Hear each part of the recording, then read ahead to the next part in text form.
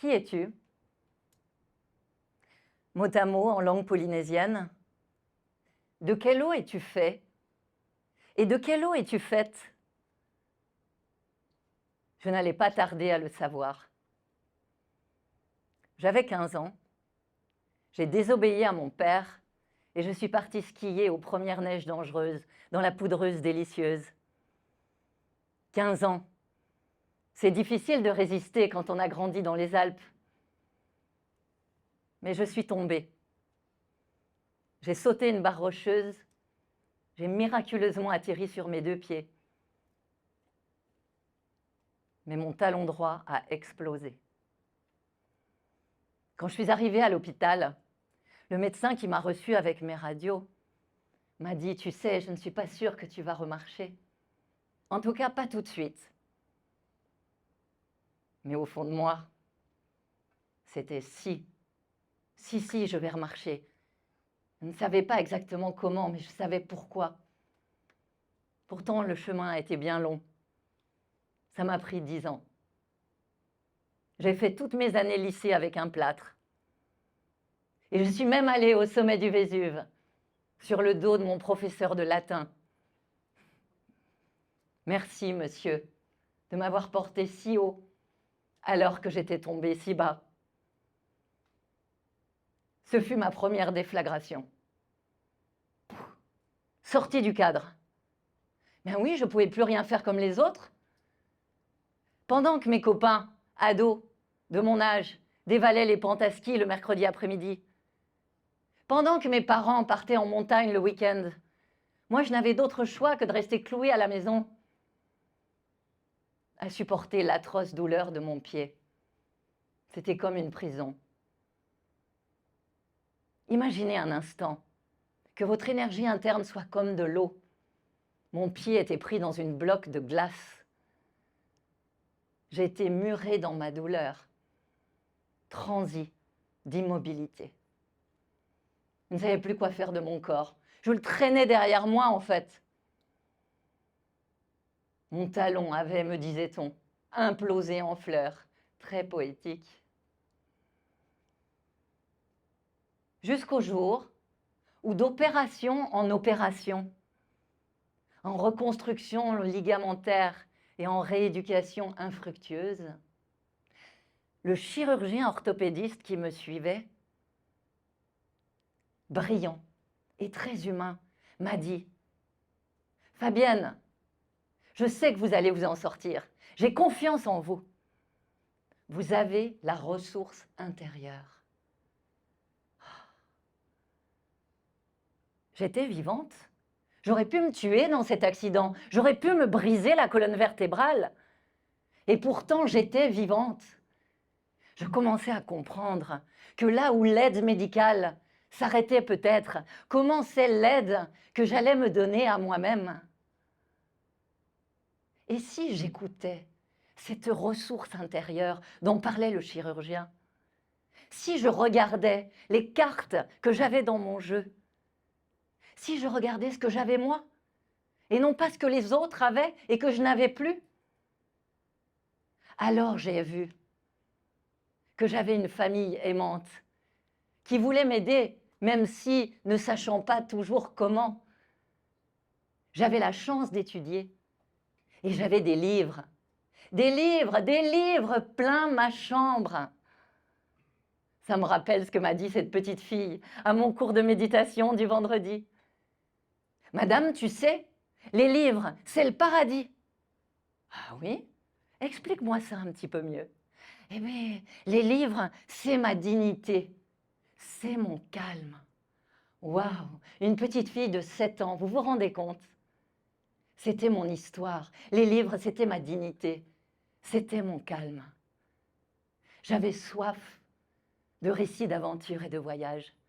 J'avais soif de mots qui résonnent. J'avais soif de textes forts. J'avais soif de littérature et de poésie. J'ai dévoré les livres. Ils m'ont forgé l'esprit et ils m'ont appris à aimer ma vulnérabilité, ma vérité. Je n'avais qu'elle. Je devais l'accepter. Je ne pouvais plus supporter mon propre poids sur mon propre pied, donc ma rééducation, c'était d'accepter de peser mon poids sur cette terre et d'incarner ma présence. Le premier qui m'a donné l'opportunité d'incarner ma présence, c'est mon professeur d'histoire-géographie. Il avait créé une section théâtre au lycée et j'y suis allée. Le théâtre. Mais oui, mais bien sûr, le théâtre, c'est ce qui rend la littérature vivante. C'est ce qui décuple le mouvement du texte. C'est ce qui met le mot dans le corps. Mon premier rôle, c'était un naufragé assis dans un bateau. Ah ben au moins comme ça, pas besoin d'être debout. Il scrutait l'horizon en attendant qu'on vienne le sauver. C'était un peu mon histoire.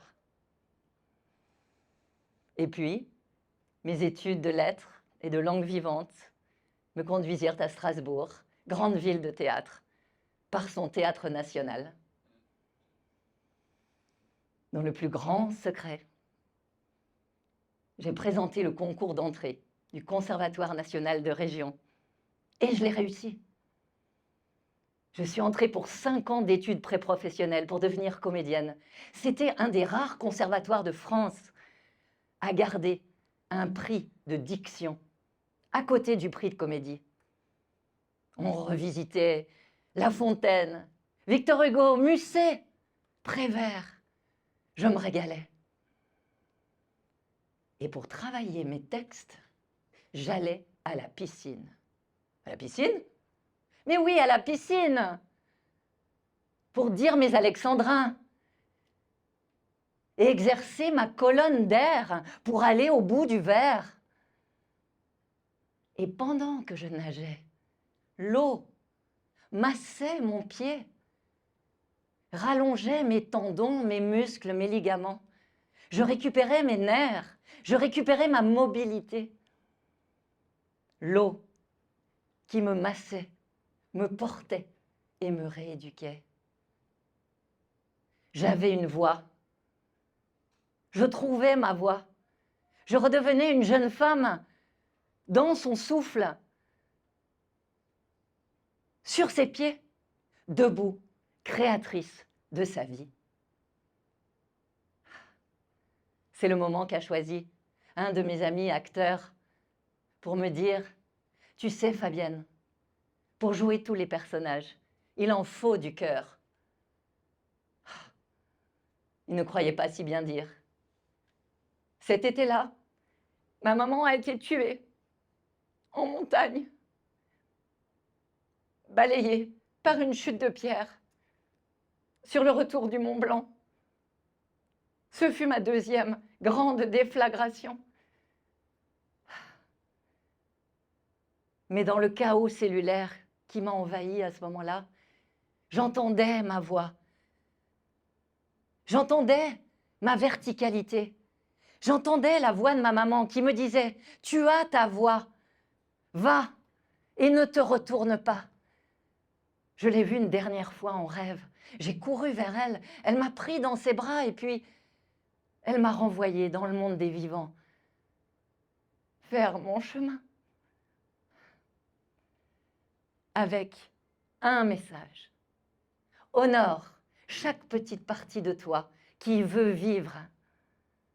Cela te permettra toujours de reprendre les rênes de ta propre vie. J'étais passionnée de théâtre. Je suis devenue répétitrice pour mes camarades. Je leur faisais travailler leurs textes, leur voix, leur souffle.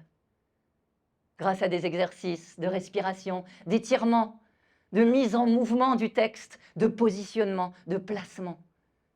Et très vite, plus que le spectacle, c'est le chemin pour y arriver qui m'a intéressée. On savait tous, mes amis acteurs et moi-même, que la force intérieure du comédien vient de la commande centrale du mouvement, ici, dans le centre de gravité. C'est comme ça que j'ai rencontré les arts martiaux. Grâce à mon training de comédienne. L'aïkido d'abord, qui m'enseignait que l'énergie est comme un flux qui ne doit jamais s'interrompre.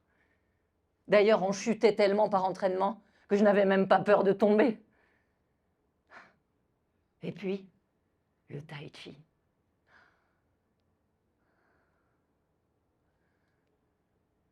Mon premier maître était très âgé. Il avait survécu aux prisons chinoises, 11 ans d'emprisonnement sous la révolution culturelle, grâce au tai chi. Je l'ai rencontré à Berlin. On s'entraînait dans la neige et par tous les temps, on avait les joues roses et les mains brûlantes. Comme si rien ne pouvait plus nous atteindre. C'est là que j'ai eu mes premiers frères d'armes. Et puis un jour, le professeur de médecine chinoise avec qui je pratiquais le Qigong à Strasbourg a donné un séminaire extraordinaire. Ça parlait de l'alchimie interne taoïste. C'était une méthode pratiquée en Chine ancienne par des personnes exceptionnelles qu'on appelait des êtres montagnes. Tiens. Pourquoi? Parce qu'ils étaient tellement enracinés dans leurs pieds qu'on ne pouvait les pousser. Et l'exercice phare de cette méthode était le sourire intérieur. Il consistait à sourire à tous ses organes. Son cœur, ses poumons, son foie, sa rate, ses reins, les organes à l'intérieur du bassin.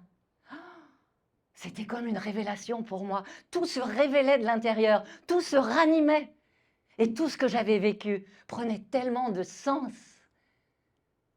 À partir de là, je ne me suis plus jamais arrêtée de pratiquer. Je m'étais acheté, vous savez, un de ces petits afous, ces petits coussins de méditation. Et tous les matins, dans ma petite chambre d'étudiante, je pratiquais le sourire intérieur. Jusqu'à ce qu'un jour, j'étais sur mon vélo à Strasbourg, au feu rouge. J'attendais patiemment que le feu passe au vert. Et là, mes organes m'ont souri de l'intérieur. C'était comme un feu qui monte du dedans. C'était incroyable. Je suis restée. Ah, j'ai oublié de passer au feu vert. Toutes les voitures m'ont klaxonné. J'ai dû me garer sur le côté. Et d'instant de grâce en instant de grâce, j'ai mené une vie pleinement taoïste. Je voyageais à pied, je ne faisais du stop que quand c'était nécessaire, je dormais sous les étoiles et je visitais les endroits les plus beaux du monde, où la nature était la plus belle. La nature m'honorait de sa beauté. Elle me faisait rayonner de l'intérieur. Elle illuminait ma vitalité. Savez-vous qu'il est maintenant prouvé scientifiquement que si vous bivouaquez 3 semaines entières et dormez entièrement sous les étoiles, vous faites un reset complet de votre ADN? C'est ce qui m'est arrivé. J'ai changé ma carte d'identité énergétique. C'est mon histoire. Et bravant toutes les intempéries, je suis allée à la rencontre de ce maître qui enseignait le sourire intérieur de par le monde. Je l'ai trouvé. Je suis allée à son séminaire. Et là, il n'y avait que des thérapeutes et des personnes spirituellement très avancées. Mais moi, je sentais tout ce qu'il disait. Je le sentais dans mes cellules. J'étais sûre, c'était une évidence pour moi, que cette intelligence primordiale dont parlait le Tao était là pour réintégrer l'humain au grand tout et à son tout intérieur. Et pendant le séminaire, ce grand maître taoïste que je ne connaissais ni d'Ève ni d'Adam est passé près de moi et m'a dit dans l'oreille « Your chi is good ». Ton énergie est bonne. Ça m'a porté pendant 30 ans. Je suis devenue enseignante. Et puis j'ai créé ma propre école. C'est sans doute ce qui m'a permis de rencontrer le chaman sur le chemin, qui m'a donné 3 indices, comme dans les contes initiatiques. Il m'a dit « Fabienne, tu dois retrouver 3 choses. La première, tu dois à nouveau te laisser pousser les cheveux. La deuxième, tu dois retrouver tes armes. La troisième, tu dois rejoindre l'océan. Et je l'ai fait. J'ai laissé pousser mes cheveux. J'ai rencontré le kung-fu. J'ai étudié les armes traditionnelles chinoises, que je pratique d'ailleurs toujours. Et à 30 ans, je me suis remise à nager. Je suis devenue nageur sauveteur. J'ai surveillé les plages de France pendant 7 ans. Et c'est ce qui m'a permis de rencontrer l'amour, d'arriver dans le Pacifique et de devenir maman à mon tour. Une vie bien remplie, me direz-vous, vécue à 100%. Je suis bien d'accord avec vous. Mais une chose compte pour moi, c'est que j'ai trouvé ma solidité intérieure, ma vérité, ma sécurité, là, dans mon ventre, dans la force motrice de mon accomplissement. Ce soir, j'ai envie de vous partager 3 clés qui m'ont beaucoup aidée. La première, ayez confiance dans votre histoire. Si vous la reconstituez, vous trouverez que dans chaque élément qui la constitue, il y a un petit bout du fil rouge qui vous conduira à votre quintessence, votre essence, le sens même de votre vie. Et puis, ne craignez pas d'être blessé. Chaque blessure est presque une bénédiction. Elle vous mènera plus loin, plus haut que vous n'imaginez. Pourquoi? Parce que chaque blessure contient une peur. Et que si vous l'affrontez, vous réalisez votre alchimie. Vous transformez votre plomb en or. Et en dernier, je parlerai d'intégrer la sagesse des cycles. Vie, mort et vie. Car si nous sommes bien, cet organisme naturel, ce microcosme, contenu dans un organisme naturel beaucoup plus grand, ce macrocosme qu'on appelle la nature. Comme elle, nous avons nos cycles intérieurs. Nous avons un printemps, un été, un automne et un hiver. Mais une chose est sûre, c'est qu'après l'hiver, le printemps revient toujours.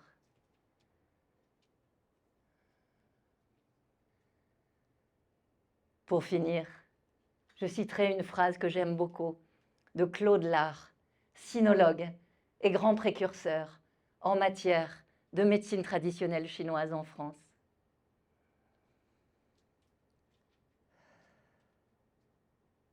Car vivre, enfin, c'est n'avoir pas peur de vivre. Merci.